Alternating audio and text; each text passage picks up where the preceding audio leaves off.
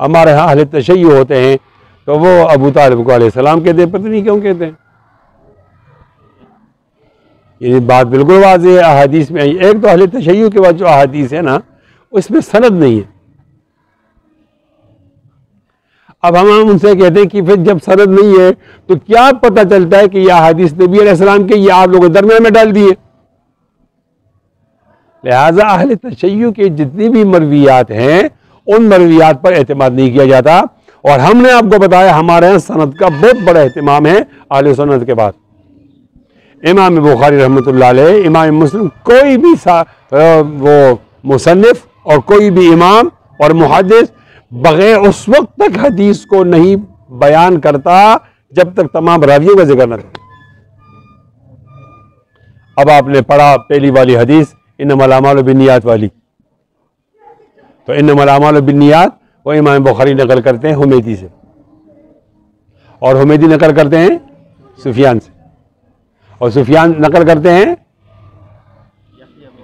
यहया बिन सईद अंसारी से, और यहया बिन सईद अंसारी नकल करते हैं मोहम्मद बिन इब्राहिम तैमी से, और मोहम्मद बिन इब्राहिम वकास लेसी से, और वो जनाब उमर खिताब, उमर इब्न खत्ताब किसे नकल करते हैं? रसूलुल्लाह। अब हुमैदी 1, सुफियान 2, यहया बिन सईद अंसारी 3, मोहम्मद बिन इब्राहिम तैमी 4, अलकमा बिन वकास 5 और उमर इब्न खत्ताब 6। इन 6 का ये बता दिया कि 6 रावी, साथ ये भी बता दिया कि इनमें कोई भी आदमी ऐसा नहीं जिसकी मुलाकात नहीं हुई हो, बल्कि एक आदमी ने मुशाफाहतन हदीस को उठाया है, यानी मुलाकात की, सामने बैठा है, पढ़ा है, सुना है, तो उसने आगे रिवायत। तो उन बेचारों के पास ऐसा खजाना नहीं है। वो कहते हैं काला इमाम जाफर सादिक, काला इमाम बाकर। वो इमाम बाकर तो ठीक है बड़ा आदमी था, और जाफर सादिक तो ठीक है बड़ा आदमी था, लेकिन ये कैसे मालूम हुआ कि ये उन्हीं का कौल है या किसी का और कौल है? सनद तो आपके पास है नहीं, हमारे पास सनद है। तो वो जनाबे अबू तालिब को हम तो ख्वाजा अबू तालिब कहते हैं, वो अलैहिस्सलाम कहते हैं। मैं ये कहता हूँ कि अलैहिस्सलाम अगर ये कहते हैं इस बुनियाद पर कि उनको मारिफत हासिल थी, तो फिर माफ करना सिर्फ मारिफत से कोई मोमिन नहीं बनता, वरना फिर फिरौन को भी अलैहिस्सलाम कहना पड़ेगा। फिरौन तो ऐलान भी कर दिया आमन्तु बिरब्बि मूसा व हारून, एक जगह आमन्तु बिरब्बि हारून व मूसा, मैं तो ईमान लाया। अल्लाह ने फरमाया आलान वक़द असैता मिन क़ब्लु व कुन्ता मिनल मुफ़सिदीन फ़ल्यौमा नुनज्जिका बिबदनिका लितकूना लिमन खल्फका आया।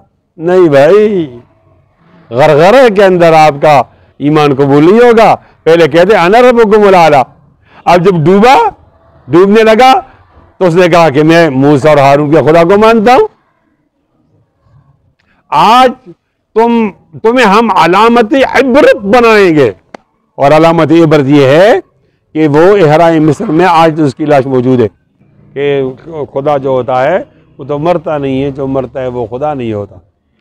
तो क्या कहा हमने ये कहा कि वो जो अहले तशय्युअ अबू तालिब को अलैहिस्सलाम कहते हैं उनको नहीं कहना चाहिए। हमारी मालूमात के मुताबिक जो उनके उलमा है वो भी नहीं कहते, उनके जाकिर लोग कहते हैं।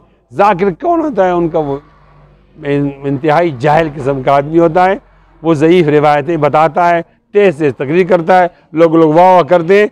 इन लोगों ने बहुत ज़्यादा खलीज पैदा की है अहले सुन्नत और अहले तशय्युअ के दरमियान, और वो यहाँ तक खलीज पैदा करते हैं कि वो अली को अल्लाह मानते।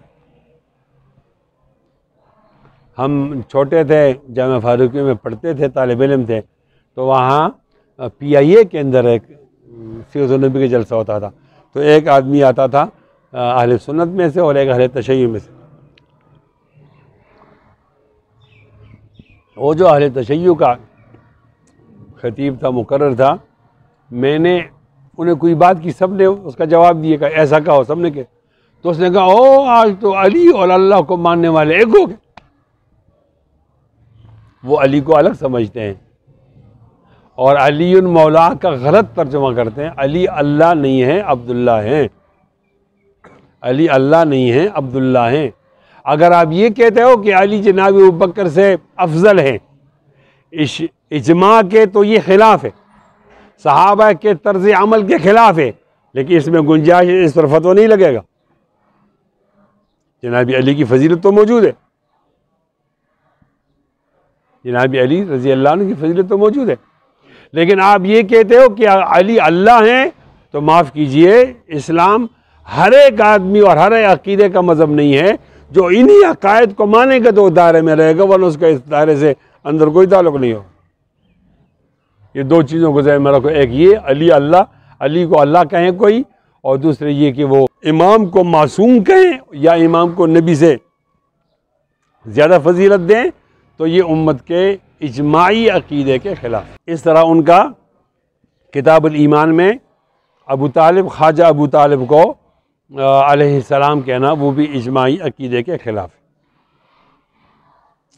मैंने आज कहा कि हकीकत ईमान ये है कि तस्दीक महज इल्म नहीं बल्कि लवाहिक इल्म है और इरादी चीज़ है।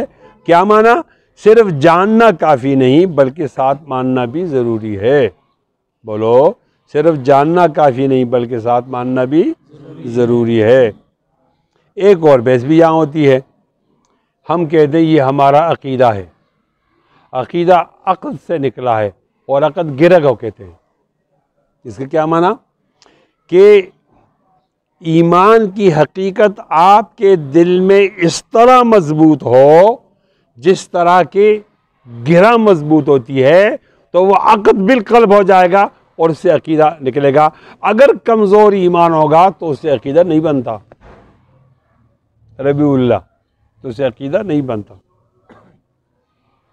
और अक़द बिलक़ल्ब इतना मजबूत हो कि लिसान और जवारे पर उसके असरात ज़ाहिर हों, इतना मजबूत हो कि आपकी ज़बान भी उस तरह चले जिस तरह का गिरा आपके दिल में मौजूद है, आपके हाथ भी इस तरह चलें जिस तरह की गिरा आपके दिल में मौजूद है, आपके पाँव भी इस तरह चलें जिस तरह का गिरा आपके दिल में मौजूद है।